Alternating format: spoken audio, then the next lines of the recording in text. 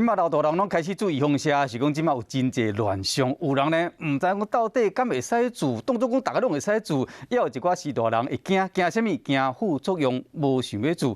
另外像高雄，伊疫苗第一阶段是8到7岁以上的老大人会使做，有31000剂。 有31000名会使优先注射，也毋过呢，一个住伫这个大寮，一个90岁的干阿公，伊就讲，伊惊注了后会有副作用，所以无想要做。另外一个93岁的这个王老先生，因为伊本身有失智症，这个王太太就讲注了后，因若出现什么无好的反应，这个王老先生恐惊嘛讲袂清楚，所以讲通知单接到了，伊直接就甲交，无同意注射。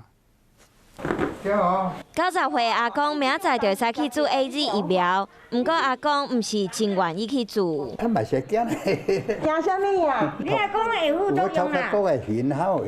阿公生活真单纯，真少出门，防卫着纪律真低，颠倒认为做疫苗风险较悬。做嘛是会烦恼啊？安怎讲烦恼？因为我家己旧年做迄流感的，我就安尼，我就嘛是会惊伊做了安怎呢？边的太太嘛真烦恼。 看到阿公的通知单，阁有说明，阁有一张自我评估单，不过认为是大人根本就看无。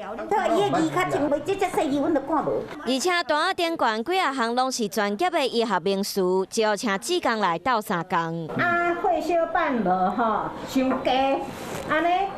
这个状况敢有你身体是听无啦，听无什么细小管，阮唔知影什么意思啊。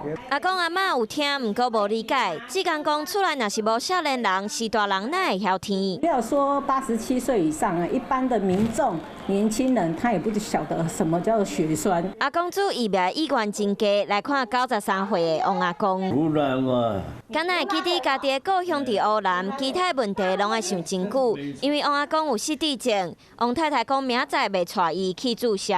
如果万一打了，他的反应出来的话，他不知道，他哪里不舒服，他也不知道。我们是担心这一块。高雄市第一阶段注疫苗的人有31000位，87岁以上的士大人会使先注射，不过因为烦恼疫苗的副作用，互有的士大人唔敢做。有家属认为，对会烦恼的士大人来讲，应该有人来说明，互因会当放心，嘛会当安心。